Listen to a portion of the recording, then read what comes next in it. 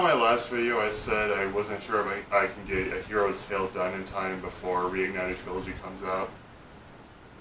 Well, I guess the pressure's off. Spyro: A Hero's Tale, developed by Eurocom, is a game I actually did grow up with too.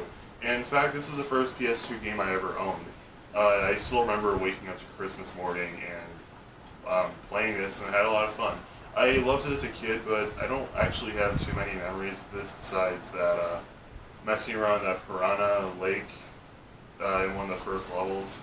I don't think I owned this game for very long because I just didn't take good care of my stuff, and I stopped using my PS2 within only a few years. But hey, I still remember having fun with it. I actually did finally rebuy this game back in 2015. I had a lot of fun. I remember going for 100% and taking a long break because it's kind of draining, but I still overall liked it. However, unfortunately, after playing the game again, I don't really hold the same opinion. I mean, I don't hate this game, but, well, you'll see.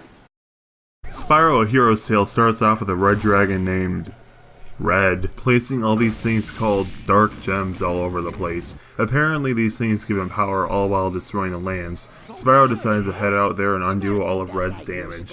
That's about it. It's a pretty simple plot, but it gets the job done. My problem is Red. He's not a good villain. He's just not interesting. He screams super generic. They try to make him more interesting by giving him a backstory by saying he used to be one of the Dragon Elders, but eventually betrayed them.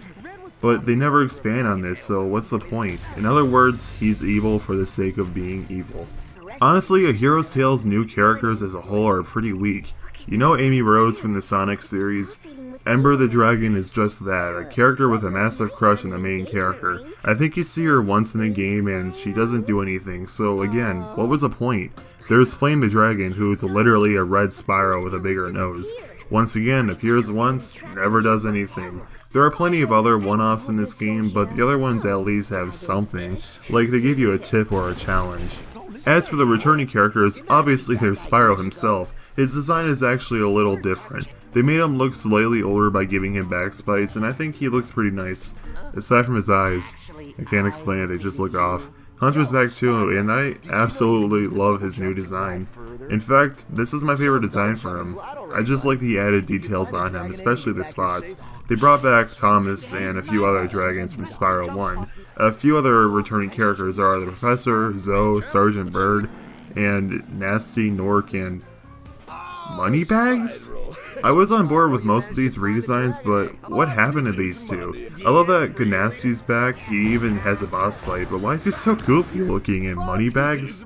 How did he change ethnicities? He was British in the previous games, now he's Indian?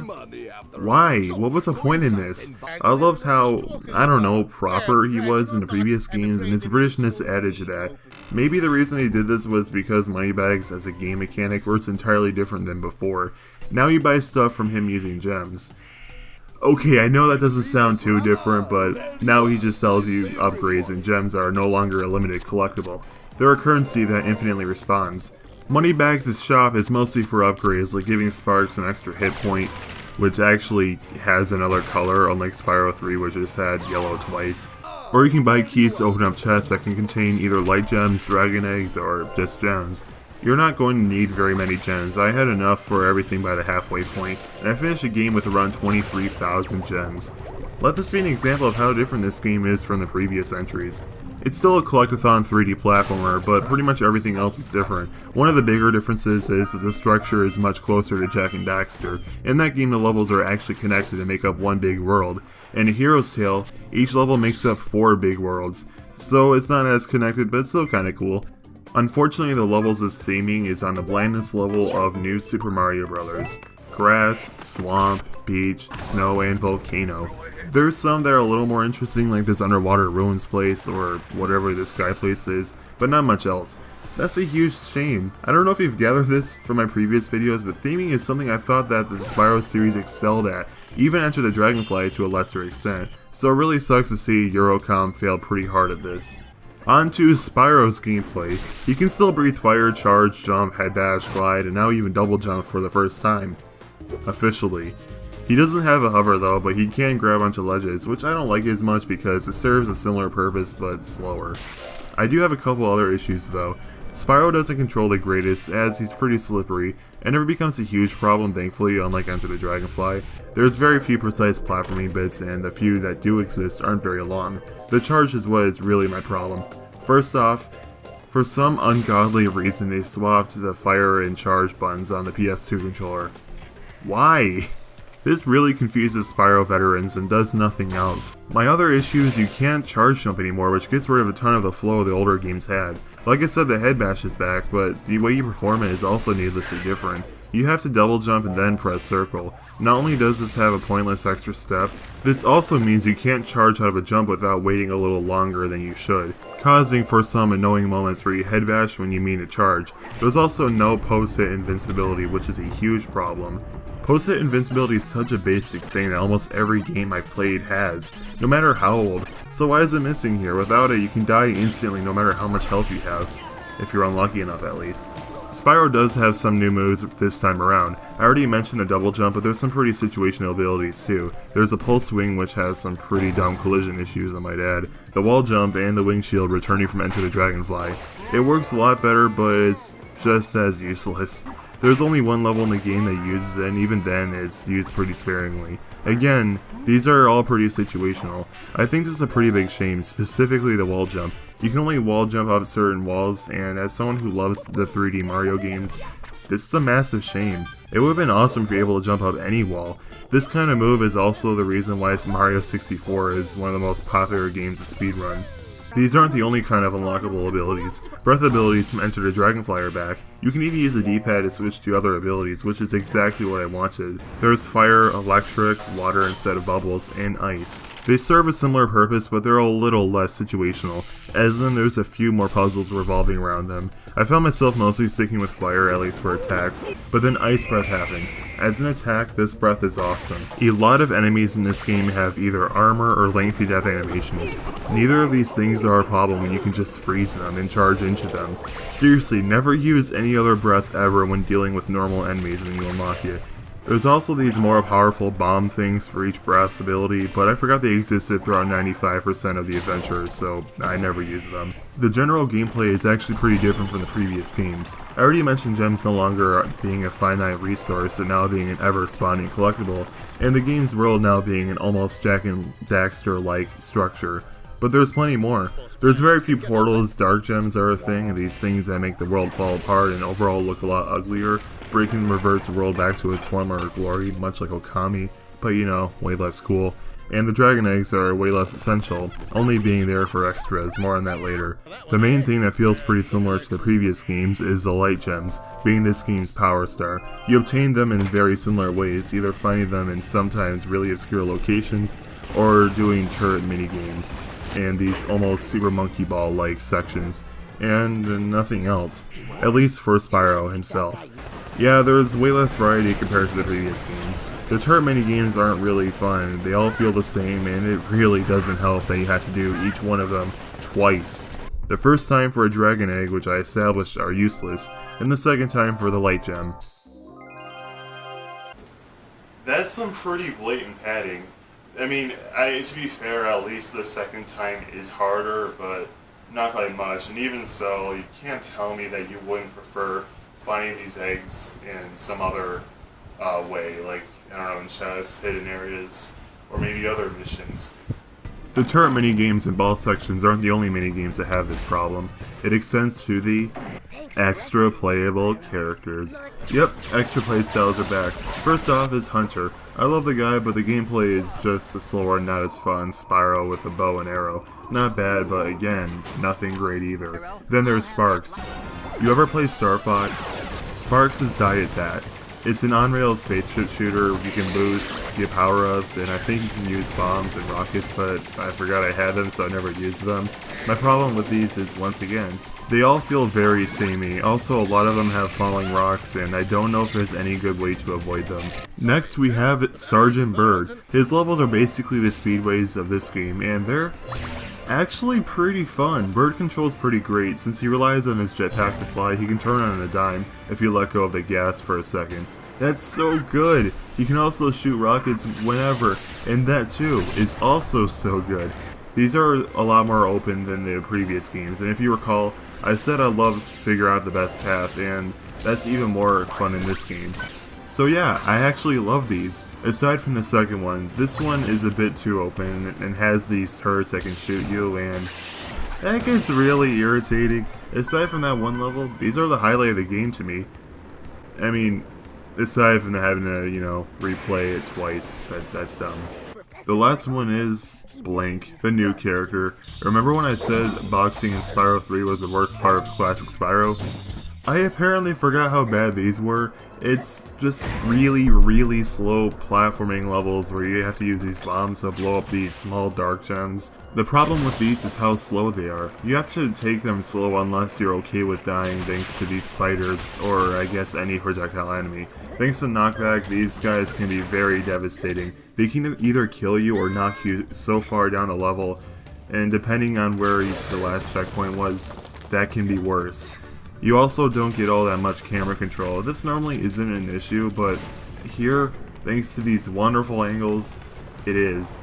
The main issue with these is they're just not fun. They're either boring or frustrating with no middle ground. And keep in mind, all these playstyles excluding Hunter, you have to do twice. This means even more Blink. Blink's levels in particular are pretty lazy. The easy ones tend to have 2 rooms, with the harder versions having 1 additional room. The first 2 rooms are always exactly the same between the 2 difficulties, making each level feel even more boring. They just lazily attach a 3rd room. No, I've been pretty negative so far, but I want to make something clear. Spyro's gameplay is still good, that makes up the majority of the game. It's just that I have a lot more to say about the bad than I do the good, especially considering this is the 5th Spyro game I've reviewed, and Spyro's basic gameplay is still relatively the same.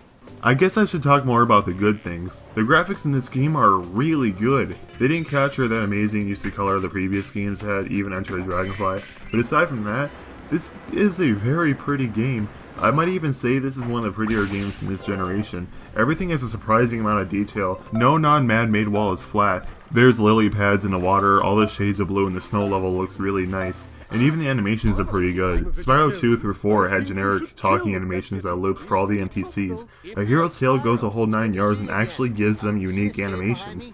The music is also pretty decent. It's nothing too amazing though. Stuart Copeland did not return for this game, which is pretty saddening. And they didn't even attempt to capture that unique Spyro sound from the older games. But on their own, they're pretty solid. Nothing I go out of my way to listen to, but they sound nice as I'm playing the game, so not much to complain about. The bonus stuff is pretty cool. You unlock this stuff by getting every dragon egg of a certain color. There's some lame stuff like being able to replay any minigame or character-specific levels. Even Blink. Yay. There's a model viewer, concept art, and even the ability to play as Flame or Ember. They both play identically to Spyro and even have the same voice clips. So this feels more like an unofficial mod, but it's still cool to see regardless. Oh yeah, if you think this is a spoiler, it's not. The game outright tells you what the unlockables are. The game is also a lot more polished than Enter the Dragonfly. Not that that's a high bar or anything, but I don't recall any glitches that happened to me, aside from the world not loading, and I even fell down endlessly at one point, but I'm pretty sure that's my disc. I cleaned it between the first and second sessions, and it happened pretty rarely after that, and I don't think I've ever seen that prior to this recording. Oh yeah, load times became much longer because of my disc, and because of that, certain characters would often just stare at Spyro much longer than what's considered socially acceptable before actually talking. That made me laugh a little. The voice acting is pretty decent too, though the cast is entirely new. Tom Kenny as Spyro has been replaced by Jess Harnell, which you might recognize as Crash Bandicoot from Insane Trilogy. Oh, and I guess Wacko from the Animaniacs, but come on. I think Spyro's voice is okay. He's a great voice actor, don't get me wrong, I just don't think he fits Spyro. Or at least the direction itself wasn't great. He's not bad by any means, my problem is he sounds younger than even his Spyro 1 voice, even disregarding the fact that this game takes place long enough after Spyro 1 for some characters' memories to get a little hazy, but they also redesigned Spyro to look older, so what's up with that? Jess Harnell also replaced a bunch of the other characters, including Moneybags, Red, and Hunter. So unfortunately, no incredible voice acting out of Hunter, but I don't mind these changes too much. He does a pretty solid job for all these guys except Moneybags. I'll miss Greg Berger's Hunter, but I don't mind a new voice for the guy, considering this is an original game. It'd be a different story if this was a remake. How could you do that, Toys for Bob? Tara Strong also voices a bunch of characters, and if you don't know who she is, well, you know how I said Tom Kenny's and everything? Tara is in a very similar situation. I noticed she was in this game when I heard Flame's voice. It's literally Timmy Turner from the Fairly Odd Parents. She also voices Zoe, Blink, and this laughing hyena. I'm so miserable!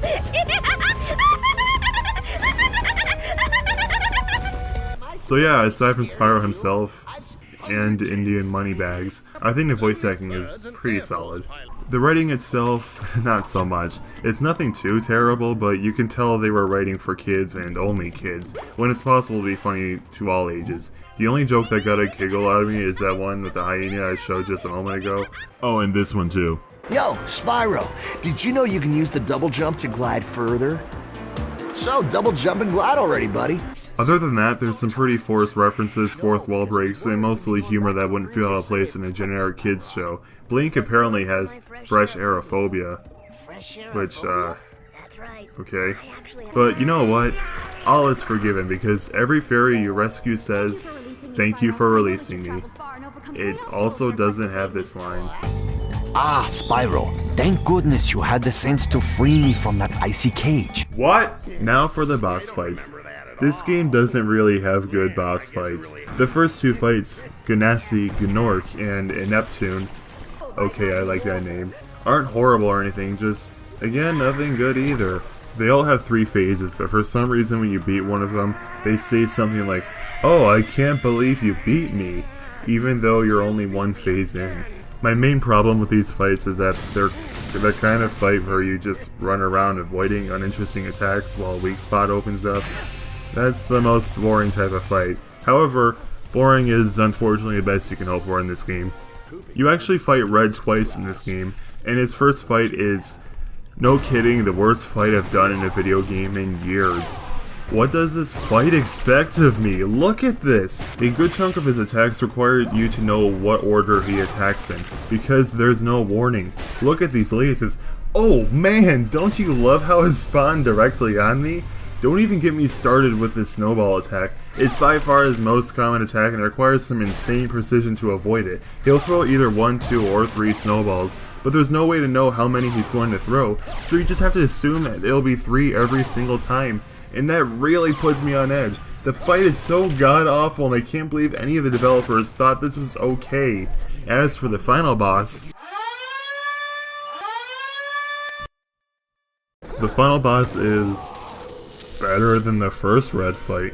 All you do is light some rockets, zap some metal, somehow turn his enemies against him, all while avoiding his attacks. The fight is at least fair, but it's not very interesting. When you finally defeat Red, the professor shrinks him and I guess does horrible experiments on him. Oh, no, Spyro, don't do that. He doesn't deserve to get off that easy. I'll take it from here. I'm sure I can find a good use for him in my laboratory. There's also a 100% ending, and it's something. It's just the Dragon Elders talking, and like the rest of the game, it's not very funny. They also misspell baloney, so, don't. 100%ing this game is just not worth it. Aside from the obvious padding with the whole playing levels twice thing, this game has a whole lot of backtracking. Backtracking was in 2 and 3, but those games had checklists and the levels weren't big.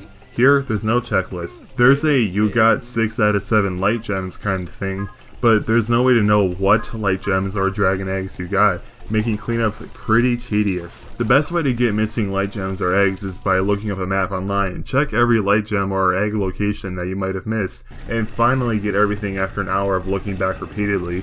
This would be all fixed if they had the collectibles numbered, or better yet, named like the previous games or like the 3D Mario games. If they were named, the names could serve as a hint, so 100%ing this game without a walkthrough would actually be feasible.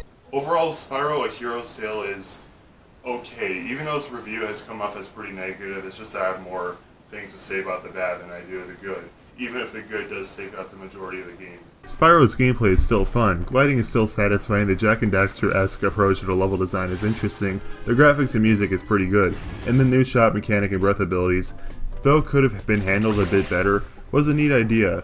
Aside from the cleanup boss fights and a couple obnoxious levels, I almost always have fun when I'm Spyro, but the characters Sergeant Bird excluded aren't great.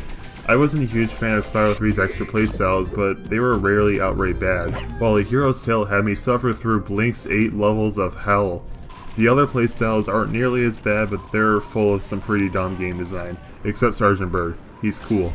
Spyro's gameplay is good, but it's nowhere near as good as Year of the Dragon. That combined with the extra playstyles being a lot worse, makes it a lot harder to forgive the bad. Year of the Dragon probably had the best Spyro gameplay ever, so it really wasn't hard to overlook the, things like boxing or, this.